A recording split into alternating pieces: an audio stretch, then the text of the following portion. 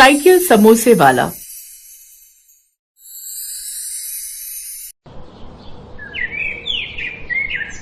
अरे सुना तुमने, अपने थाने में एक नया इंस्पेक्टर आने वाला है। पहले वाला तो बड़ा ही कंजूस था, न जाने अब ये वाला कैसा होगा। सही कहा तुमने। कुछ देर बाद पालमपुर गांव में एक गाड़ी आकर स्टेशन के बाहर रुकती है और उसमें से एक इंस्पेक्टर निकलता है जिसका तबादला हुआ था। वो उस पुलिस स्टेशन में आता है। उसके आते ही वो सभी हवलदार खड़े हो जाते हैं। हाँ ठीक है ठीक है, अब जो सबसे सीनियर हवलदार है वो यहाँ हो। विजय कुमार स्टेशन में जाकर बैठ जाता है। ओह, तो तुम हो यहाँ के सबसे पुराने हवलदार? जी साहब, मेरा नाम मनोहर है और मैं अगले साल ही यहाँ से रिटायर होने वाला हूँ। तो क्या करूँ, बैंड बाजा मंगवाऊँ क्या? तुझसे पूछा क्या किसी ने कि तू कब रिटायर होगा या नहीं? मुझे इससे क्या लेना देना? तू कभी भी रिटायर हो या ना हो, ये इस थाने में पूरी जिंदगी गुजार दे, मुझे इससे क्या? बेकार ही मेरा टाइम खोटी कर रहा है। अच्छा चल, अब जाकर मेरे लिए एक बढ़िया कटिंग वाली चाय लेकर आ। जी साहब, अभी लेकर आया। बूढ़ा मनोहर अब जल्दी से सामने वाली चाय की दुकान पर गया और उसके लिए चाय ले आया। इतनी ठीक भी नहीं है लेकिन इतनी बुरी भी नहीं है। अच्छा ये बता मनोहर, तुझे मेरे बारे में क्या क्या पता है? सर वो अरे क्या हुआ, तू डर क्यों रहा है? जो भी मेरे बारे में सुना है वो सब तू अच्छे से बता, मुझे बुरा नहीं लगेगा। देख ये सब तो चलता ही है, लोग तो पीठ पीछे प्रधानमंत्री को भी गालियां देते हैं। क्यों? चल अब जल्दी जल्दी बता, क्या सुना तूने मेरे बारे में? वो साहब, यही कि आप रिश्वत लेने में माहिर हैं। रिश्वत के लिए तो आप झूठे को सच्चा और सच्चे को झूठा बना सकते हैं। अगर पैसे मिल जाएं तो आपके लिए क्या बड़ा और क्या छोटा सब एक समान है। बस यही सब सुना है साहब, लेकिन सुनी हुई बातें कहाँ सच होती हैं? लोगों की आधी से ज्यादा बातें तो झूठी होती है ना। हाँ हो भी सकता है, लेकिन मैं तुझे ये बताना चाहता हूँ कि तूने जो भी सुना है ना वो कम है। मैं तो बहुत बड़ा फिल्म हूँ, पैसे के लिए तुझे भी खड़े खड़े बेच दूं, समझा? और बिना रिश्वत के तो मेरा गुजारा चलता ही नहीं है, क्योंकि मेरे खर्चे थोड़े हाई फाई हैं। खैर ये बता, अब अपने गाँव की गुनाह की फाइल कहाँ है? बाहर मेरे टेबल पर रखी है, अभी लाता हूँ साहब। अबे ओ चाचा, तुझे किसने कहा इस उम्र में इतना फुर्ती दिखाने को? ज्यादा फुर्ती दिखाएगा ना तो ऐसा ना हो कि इस उम्र में तेरी हड्डियां चटक जाए, समझा? चलो मुझे ये बता, इस गांव में कौन क्या क्या बिजनेस करता है और कितने पैसे कमाता है, वो सब जानकारी मुझे बताओ, समझे? अब उसने एक एक कर सभी की जानकारी देनी शुरू की। ठीक है, तो कल हम गाँव का मुआयना करने चलेंगे। चल अब सामने वाले ढाबे से मेरे लिए बढ़िया सी थाली बनवा कर ले आ, और हाँ, उस ढाबे वाले को समझा देना कि मुझसे पैसे मांगने की हिम्मत भी ना करे। बड़ा ही घूसखोर है इंस्पेक्टर, तो आते मुफ्त में खाने बैठ गया। गांव के इस पुलिस स्टेशन में एक नया इंस्पेक्टर आया था जो कि बड़ा ही घूसखोर था। उसी गांव में एक छोर पर मनीष नाम का एक आदमी रहता था जो कि साइकिल पर समोसे बेचा करता था। उसके समोसे सबको ही बड़े पसंद आते थे। समोसे समोसे आइए, गर्मा गर्म समोसे खाइए, आइए आइए जल्दी आइए, समोसे खाइए। अब एक एक कर उसके पास ग्राहक आने लगे।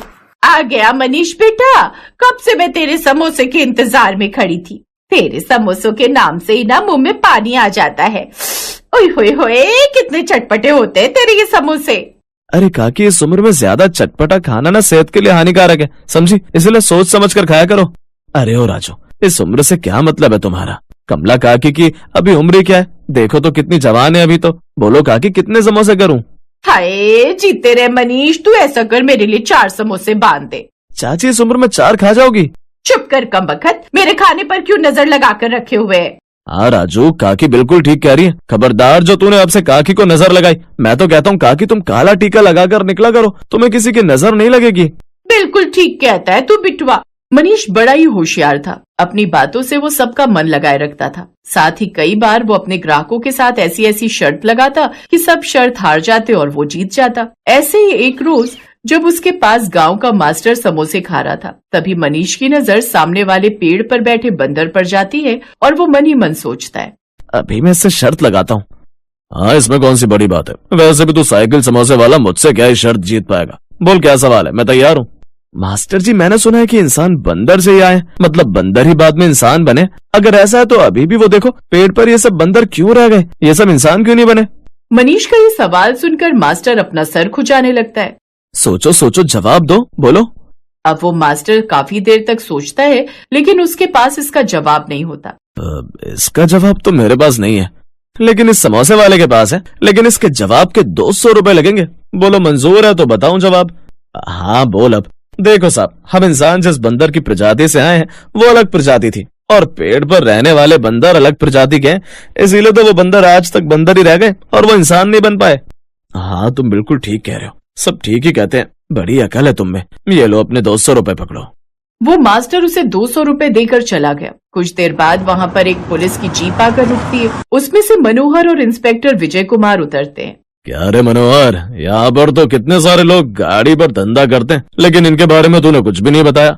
साहब ये लोग तो छोटे मोटे धंधा करने वाले हैं, इसीलिए आपको इनके बारे में कुछ भी नहीं बताया। फालतू की बात मत कर। छोटे धंधे वाले हैं तो क्या हुआ, बड़े धंधे वाले हुए तो क्या हुआ, मुझे तो बस पैसों से मतलब है। अच्छा वैसे एक बात कहूँ साहब, यहाँ एक बार को आपको बाकी सब लोग पैसे दे भी सकते हैं, लेकिन वो है ना वहाँ, वो उसका नाम मनीष है, समोसे बेचता है साइकिल पर, दिमाग का बड़ा शातिर है वो, आपको बातों में ऐसा उलझा लेगा कि आपको पैसे ही नहीं देगा। अरे ऐसे छोटे मोटे लोगों को मैंने बहुत देखा है, इसको तो मैं चुटकी बजाकर सीधा कर दूं। चल मेरे साथ और देख मेरा रुतबा। फिर कुछ देर बाद, अरे ओ, तूने यहाँ पर अपनी गाड़ी क्यों लगाई है? अगर तूने यहाँ गाड़ी लगाई ना तो तुझे रिश्वत देनी पड़ेगी, मुझे समझा? रिश्वत? अच्छा एक बात बताओ साहब, आप सच में पढ़ाई करके पुलिस में भर्ती हुए हो ना? क्या बोला? अब मतलब आपको गाड़ी और साइकिल में फर्क नहीं पता क्या? गाड़ी वो है जो आपके पास है और मेरे पास जो है उसे साइकिल बोलते हैं, और साइकिल पर मैं एक जगह पर नहीं टिकता, यहाँ से वहाँ घूमते हुए समोसे बेचता हूँ साहब। तो आप ही बताओ, जब मेरा कोई ठिकाना ही नहीं है तो फिर मैं किस बात के आपको पैसे दूं, बताओ? मेरे सामने नए ज्यादा चालाकी दिखाने की जरूरत नहीं है, समझा? अरे नहीं साहब, मैं ठहरा एक समोसे वाला और आप एक इंस्पेक्टर साहब, तो आप ही बताइए कि कैसे मैं आपका मुकाबला कर सकता हूँ। वैसे ये बताइए कि मैं आपसे शर्त लगाऊं तो आप जीत गए तो जितना पैसा मांगूंगा उतना दोगे, और अगर आप हार गए तो आप कभी किसी से रिश्वत मत लेना यहाँ पे। बोलो मंजूर है? ये सुनकर मनोहर कहता है, नहीं साहब, आप इसकी बातों में मत आइए, ये आपको अपनी बातों में फिर उलझा रहा है, आप शर्त मत लगाइए। अरे चुप कर, मैं इंस्पेक्टर विजय कुमार हूँ और मैं यूं ही हार नहीं मान सकता, समझा? ठीक है, मैं शर्त के लिए तैयार हूँ, लेकिन करना क्या है वो मैं डिसाइड करूंगा। अब सुन, कल तुम साइकिल पर घूमते हुए समोसे बेचोगे, लेकिन वो समोसे साइकिल पर नहीं होने चाहिए, और जब किसी ने रोका तभी वहीं रुककर तुम समोसे दोगे, लेकिन अपने हाथों से नहीं दोगे और ना ही अपने हाथों से पैसे लोगे। बोलो मंजूर है? ठीक है, मुझे मंजूर है। अब वो अगले दिन फिर से साइकिल पर चलते हुए समोसे बेचने आता है, लेकिन इस बार समोसे टोकरी में होते हैं और टोकरी उसके सर पर। एक हाथ से वो साइकिल चला रहा था और एक हाथ से उसने टोकरी पकड़ी हुई। गर्मा गर्म समोसे ले लो। मनीष भैया, मुझे भी समोसे देते चाहिए। हाँ बहन। मनीष साइकिल रोकता है और एक पेड़ की छांव में बैठ जाता है। अब समोसा अपने हाथों से लेकर ये पैसे मेरी जेब में डाल दीजिए। इसी तरह सभी ग्राहक उसके पास आते हैं और खुद समोसा टोकरी से उठाकर पैसे उसकी जेब में डालते हैं, जिससे वो अपनी शर्त जीत जाता है। देखा साहब, मैंने ना तो समोसे साइकिल पर रखे और ना ही मैंने उन्हें ग्राहकों को अपने हाथों से दिया और ना ही उनसे पैसे लिए। अब शर्त के मुताबिक मैं शर्त जीत गया, और आज के बाद आप मुझे कभी साइकिल पर समोसे बेचने से नहीं रोकेंगे और ना ही आप कभी किसी से रिश्वत मांगेंगे। ये सुनकर विजय कुमार पर सब हंसने लगे और वो मनीष की होशियारी देख उल्टे पांव वहां से लौट।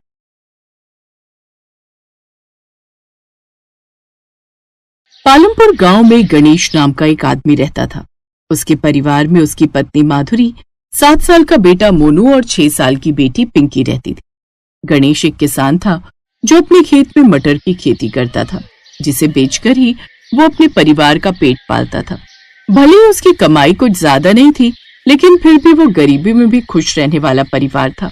ऐसे ही एक रोज, बाबा मेरे स्कूल का बस्ता फट रहा है। माँ ने सिला भी था लेकिन वो फिर से फट गया।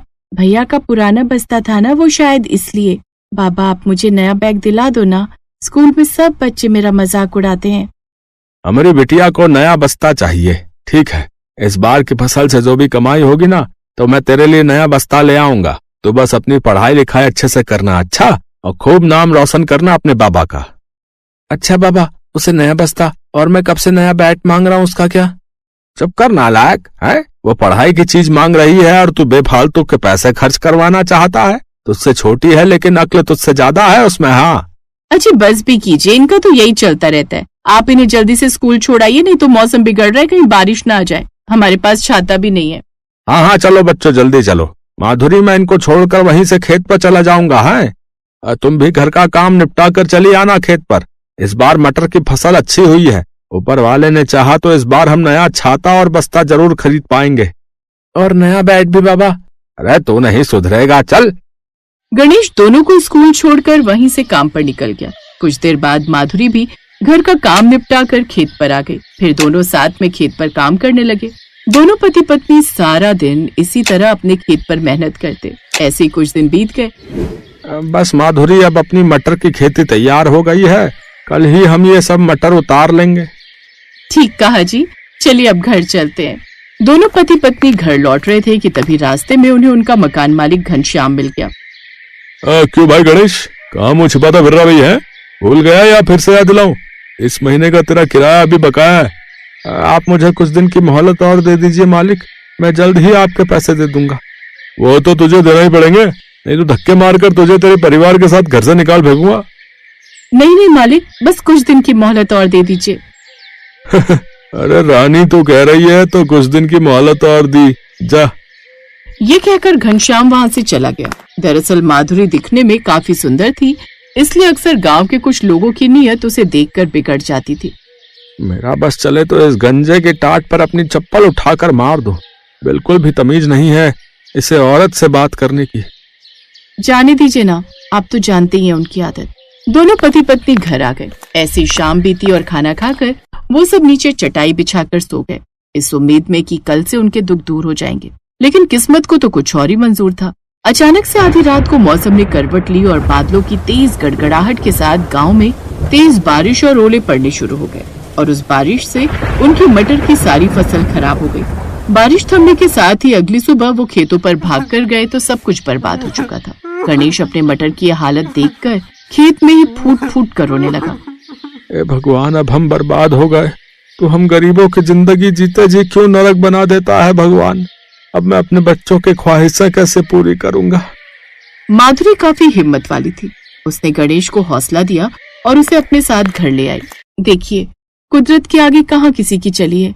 अब जो नसीब में लिखा था वो तो होना ही था। अब आप हिम्मत रखिए, ऊपर वाले की मर्जी से ये सब हुआ है तो उसने जरूर हमारे लिए कुछ न कुछ अच्छा ही सोचा होगा। अपनी फसल खराब होने से गणेश पूरी तरह से टूट चुका था। हफ्ते भर बाद घनश्याम अपने कुछ गुंडों के साथ उनके घर पहुंच गया। अब तो तू बर्बाद हो गया, तेरे तो खुद ही खाने के लाले पड़े हैं और तू मेरा किराया क्या ही देगा। इसीलिए अभी के अभी तुम सब निकलो यहाँ से। मालिक ऐसा ना करो, पहले ही हम काफी दुख में हैं, ऊपर से बाहर बारिश भी है। ऐसे में मैं अपने बीवी बच्चों के साथ कहाँ जाऊंगा। तू अपने पिल्लों को लेकर जा मर्जी जा, लेकिन हाँ रानी, अगर तू चाहे तो तू मेरे साथ रह सकती है। कसम से तुझे हमेशा खुश रखूंगा। अगर अगली बार तेरे मुंह से ये बात सुनी ना तो चप्पल से ऐसी कुटाई करूंगी कि जो थोड़े बहुत बाल है वो भी नहीं बचेंगे। और तू क्या निकालेगा, हम ही जा रहे हैं घर छोड़कर। मम्मी, मैं तो कहता हूँ ये मिर्च का डब्बा इसकी आंखों में उड़ेल दो, बुड्ढा खुसट कहीं का। ए तेरी तो। ए खबरदार, जो मेरे बच्चों को हाथ भी लगाया, नहीं तो दोनों हाथ उखाड़कर ऐसे फेंकूंगी कि एक कश्मीर में जाकर गिरेगा और दूसरा सीधा कन्याकुमारी में। माधुरी अपने पति और बच्चों के साथ वहां से चली जाती है। कुछ देर बाद तेज हवा चलने लगती है, जिसके बाद बरसात शुरू हो जाती है। बारिश में भीगते हुए वो जंगल की तरफ चल पड़ते हैं, जहाँ एक गुफा उन्हें दिखाई देती है और वो उसी में रहने लगते हैं। बाहर जोरों की बारिश और पेट में भूख, जैसे तैसे वो वहीं पर सो जाते हैं। अगली सुबह बारिश थम जाती है। माँ, भूख लगी है, कुछ खाने को दो ना। मैं अपने साथ थोड़ा आटा लाई थी जो घर में बचा हुआ था, इन्हीं की रोटी बनाकर मैं बच्चों को खिला देती हूँ। ठीक है माधुरी, मैं भी कुछ काम ढूंढ कर आता हूँ। शाम को गणेश खाली हाथ लौटता है। कहीं काम नहीं मिला माधुरी, मेरी तो कुछ समझ में नहीं आ रहा है कि बच्चों को क्या खिलाऊंगा। हम दोनों तो भूखे रह भी लेंगे, लेकिन ये दोनों नन्ही सी जान कैसे भूख बर्दाश्त कर पाएंगे। तभी माधुरी अपने गले में पड़ी चांदी की चेन निकाल कर गणेश को देती है। इसे देकर थोड़ा आटा ले आइए। लेकिन माधुरी, ये तो तुम्हारी माँ की आखिरी निशानी थी ना। हाँ, लेकिन आज एक माँ को अपने बच्चों की खातिर इसे बेचना पड़ रहा है। अब ज्यादा मत सोचिए और जाइए। गणेश दुकान जाकर आटा और सामान ले आता है और माधुरी अपने खेत में जाती है, जहाँ कुछ मटर की फसल टूट कर पड़ी हुई थी। उन मटर को वो अपने साथ ले आती है, जिसके बाद वो उन दानों को तेल में तल लेती है। फिर मसाला बनाकर उन तले हुए मटर को उसमें डाल लेती है और कुछ ही देर में तले हुए मटर की सब्जी बनकर तैयार हो जाती है। फिर सबको खाने को परोसती है। जैसे ही वो सभी पहला निवाला मुंह में डालते हैं तो एक दूसरे की शक्ल देखने लगते हैं। क्या हुआ, सब्जी अच्छी नहीं बनी क्या? मम्मी, अच्छी नहीं, बहुत अच्छी बनी है। सच में माधुरी, इतनी अच्छी सब्जी हमने आज तक नहीं खाई। हमने क्या, किसी ने भी नहीं खाई होगी। तुमने ये कहाँ से सीखी?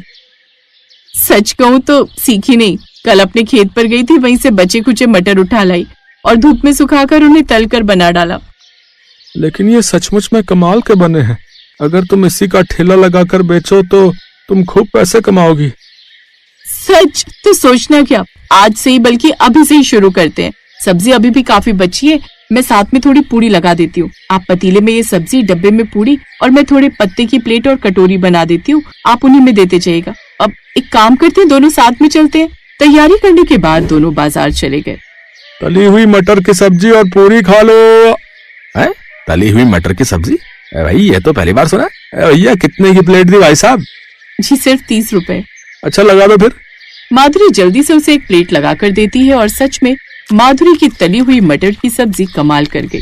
लोगों को वो पसंद आई और अब और प्लेट की डिमांड आने लगी। क्या कमाल की सब्जी है भाई साहब। कल मैं मंदिर के बाहर भंडारा करवा रहा हूँ और मैं चाहता हूँ कि आप पूरी के साथ ऐसी ही तली हुई मटर की सब्जी पूरी के साथ बनाओ। एडवांस के तौर पर ये रहे ये 30,000। पहले ही दिन उन्हें बड़ा ऑर्डर मिल गया। दोनों बड़े खुश हुए। अगले दिन माधुरी ने भंडारे के लिए वैसी ही सब्जी पूड़ी के साथ तैयार कर दी। भंडारे में भी सबको उनके बनाए हुए तली मटर की सब्जी और पूड़ी पसंद आई। अब उन्होंने खुद का ठेला खरीद कर उसमें बनाकर बेचने लगे। अब इसी तरह और भी कई ऑर्डर उनके पास आने लगे और उन्होंने खूब पैसे कमाने शुरू कर दिए।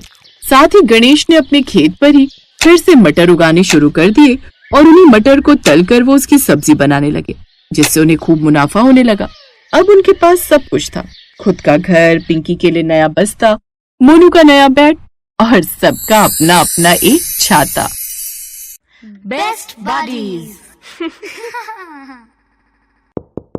Hello friends, thanks for watching this video. अगर आपको ये वीडियो पसंद आया है तो प्लीज लाइक, सब्सक्राइब, कमेंट्स करें इस वीडियो पर और हाँ, शेयर करना भी ना भूलें। और भी मजेदार वीडियो देखने के लिए नीचे दिए गए बेल आइकॉन को दबाएं। देखते रहिए बेस्ट बडीज।